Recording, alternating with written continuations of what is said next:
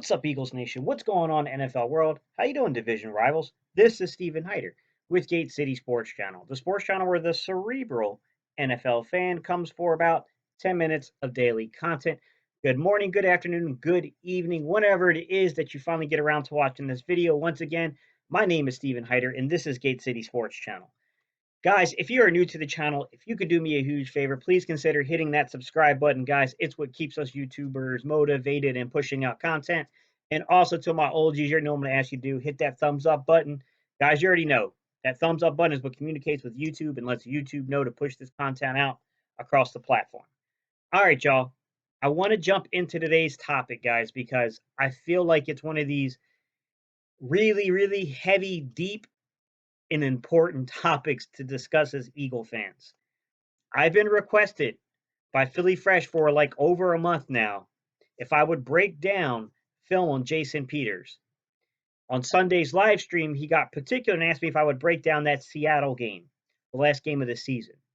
So, guys, I'm going to take Philly Fresh, I'm sorry. I'm going to take Philly Fresh's, his request, and I'm going to add it and tag it to something, basically. So I'm going to talk about Jason Peters, Andre Dillard, Alshon Jeffrey's going to be a part of this video, and we're going to talk about the draft because I'm going to make a definitive statement for you right here, right now. Stop talking about receivers if we don't know about Andre Dillard, because if Dillard is dealt, Peters is back, I can tell you right now, you're going to be drafting a left tackle in the first or second round in this draft. There's no way you can go forward with a left tackle that's 38, no backup in plain sight because Vaitai is likely gone, and us be discussing wide receivers. If Dillard ain't the answer, we got a big problem on our hands, guys. All right, y'all. Let's jump into today's topic. Scott flares to his left. McCown, he's going to get 10. Guys, sorry to do that to you. I know some of you are probably thinking, Gate City, dude, it's only still early March. It's too fresh in our minds. Look, I didn't want to show that clip. I didn't want to have to do this. But something's popped up. NFL.com draft analyst Lance Zierlein, however the hell you say his name, has created some trade speculation involving the Philadelphia Eagles. And it has to do with first-round draft choice and what would appear to have been our future left tackle, Andre Dillard. I wouldn't have even given any thought to this, but have said, okay, this is just straight trade conspiracy, bullcrap being spread across the league. Except for the fact is that now there are notions coming out of Philadelphia that we might re-sign Jason Peters, which, for a lot of reasons, I think is a terrible, terrible idea. To begin with, you can't set the franchise back after one season when you spent a first-round pick on a guy that you didn't pay enough due diligence to on your draft board. It's just not acceptable. It's get your ass fired, Howie Roseman level stuff. Number two, at what cost? At what price? You're talking about getting the Byron Joneses. You're talking about getting top-notch receivers. You're talking about being able to use draft capital. You can't do that if you don't have the answers at left tackle. As much as I want a wide receiver, having good wide receiver play means crap if you don't have good offensive line play. You ain't got the answer at left tackle, you got a problem. And a 38-year-old is not a long-term answer. It's not enough to get you through. And I think that's where we got to start, guys, is let's just flip the script for a second, and let's talk about what it might cost us to bring back a Jason Peters. And then I'm going to break down some film, and I'm going to talk about the player he is, because I still think he's a good player, but I don't think he's that player we had 3 or 4 years ago. All right, y'all. Let's keep going with it. Okay, good recognition and pass off. Okay, guys. According to Over the Cap has Jason Peters' contract from last year working out to be a base salary of about $3.5 million, a prorated bonus of $2.66 million, a roster bonus of $2.25 million, a workout bonus of $250,000, and he had a guaranteed salary of $3.5 million. His total cap number worked out to be about $8.666 million. Look, when you look through Jason Peters' contract notes, simply put, this is what it says. Jason Peters renegotiated his contract with the Eagles on the 12th of March, 2019. Almost 1 year to this date, guys. Peters had been scheduled to earn $8 million and will now earn $6 million with his salary guaranteed. The move saves the Eagles $2 million in cap space. Jason Peters signed a 4-year, $38.3 million contract extension with the Eagles on February 26, 2014, containing $19.55 million in guarantees, $15.75 million of which is fully guaranteed. Peters received a $5 million signing bonus and a $5 million roster bonus in the season of signing. His 2014 base salary and $4 million of his 2015 base salary is fully guaranteed. $2.8 million of his 2015 salary is $1 million of his 2016 salary is guaranteed for injury. If Peters is on the roster on the 5th day of the respective league year, those injuries only guarantees become full guarantees. Peters can earn up to $500,000 per game for an active roster bonus. His contract also includes $3 million in possible escalators that are earned by being selected to the Pro Bowl and/or All-Pro team. Base salaries of the contract are $1.75 million in 2014, $6.8 million in 2015, $7.5 million in 2016, $9.95 million in 2017, and $10 million in 2018. All right, then in 2017, he signed an extension, guys, which brought us kind of almost full circle here. So, the question becomes, are you willing to spend between $7 to $10 million for the next year or two for a 38-year-old left tackle who, in defense of everything, is still a good football player? Still probably top 8 to 12 left tackle in the league, easily, because the play is so bad on the offensive line, which is why I think you're going to have to pay this man about $7 to $10 million to play for you, because there are other teams who are very desperate who want to have a shot at a Super Bowl. Think Houston Texans, guys, who would probably gladly pay Jason Peters $8, $9, $10 million next season. Even if they're only going to get a year or two out of him, they know they're going to get a year or two of very solid left tackle play. Much better than what they've been throwing out there. So that leaves the question, how are you going to accomplish the things you set out to accomplish in your offseason if you're still signing 38-year-old left tackles to play football for you at a premium rate, which in all likelihood, it is going to cost you to play Jason Peters? I can't defend it. I cannot defend it. I think it is a horrible mistake. Boy can still pull and run block. I'll give him that. To return back to Philly Fresh's question, let's take a look at how well Peters did. How did the Eagles, supplement and help Jason Peters in that last game of the season against Seattle? Well, the number one thing you can see beyond, I still think Jason Peters can run block, but you can see they gave him a lot of tight end help. You think the Eagles might have been concerned about Jadeveon Clowney using 2 tight ends and Peters? That was a very, very common theme in that Seattle game. They used a lot of tight end help, a lot of inline tight ends, a lot of chipping, coming back and helping. Peters got a lot of help from the tight ends in that football game. And I'll mind you, that is one of the better defensive lines in the NFL. Last year they had a very talented defensive line, even though it sustained a lot of injuries there.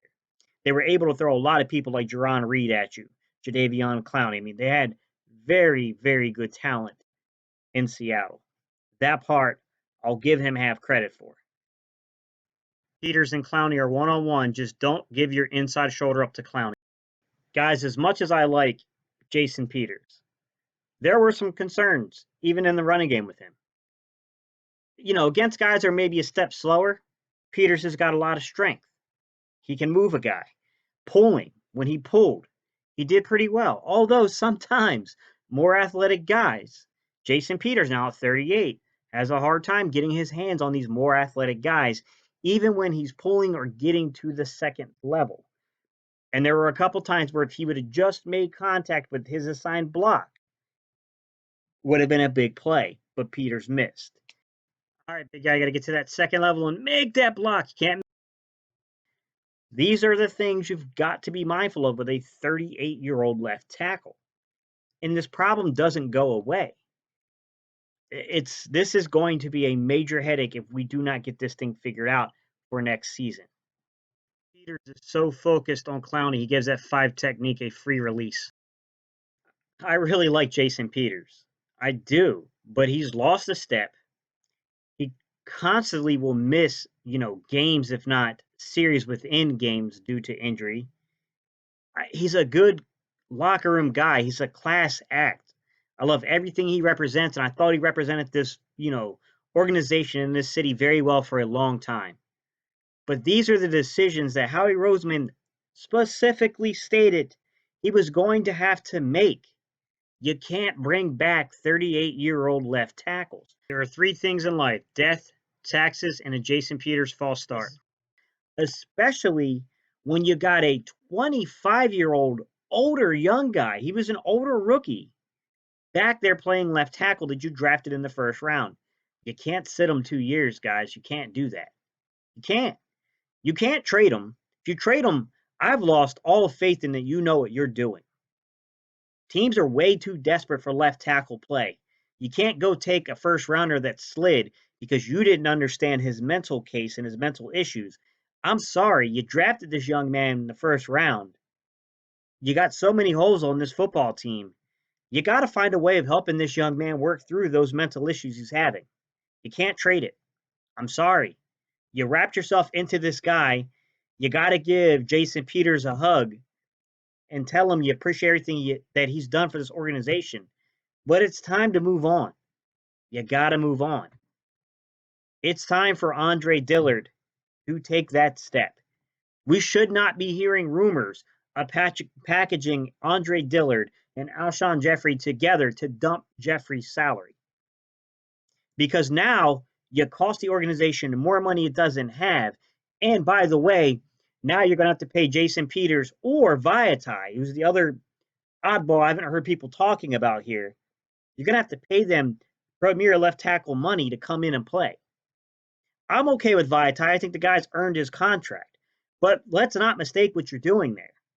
You pay Vaitai, at least you're not robbing yourself in the draft pick. I feel like you can feel pretty confident with Vaitai, and you can feel pretty confident with Lane Johnson that you got 2 pretty good starting quality tackles out on that football team, no matter who you choose to play your left, who you choose to play your right.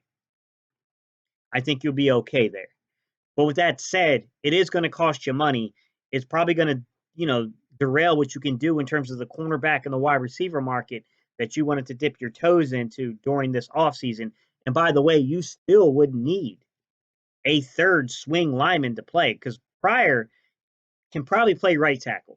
I think he's really good playing in at guard, whether it's left or right guard. I don't think you want Pryor out there trying to play left tackle for you. I don't think he's built for that. So you're creating more problems than you're solving with this type of move. You just can't do this type of thing. You cannot have these type of problems still lingering over your organization. Because I can tell you right now, I make no predictions of what they will do with Andre Dillard. They should make this move. Common sense should kick in. But one thing about common sense is it ain't common. So if they trade Dillard to get rid of Alshon Jeffrey's contract to dump Alshon Jeffrey, I promise you, it's going to skew what you can do in this draft. You will be in the first or second round looking for a left tackle because it becomes of the utmost importance. I don't care about Henry Ruggs if I don't have a left tackle. I don't care about Jefferson if I don't have a left tackle. I don't care about any of these players if you ain't got left tackle figured out. You got to have a guy that's dependable back there. It's going to keep your quarterback upright.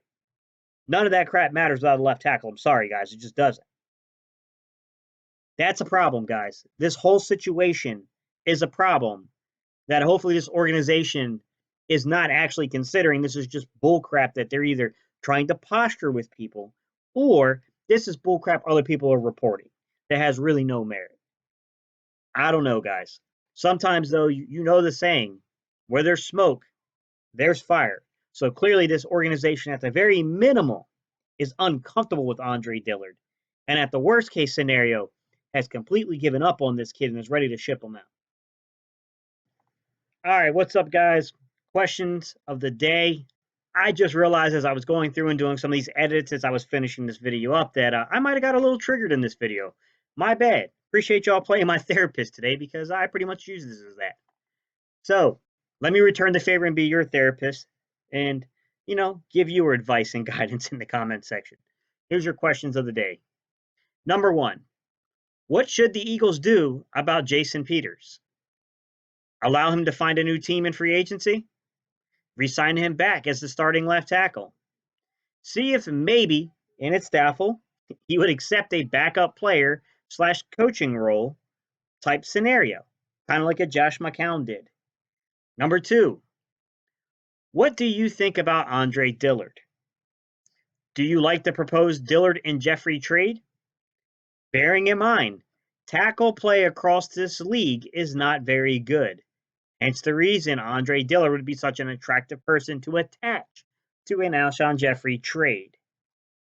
Should we be giving up on left tackle talent when it's this rare to find today in the league, this early in his career?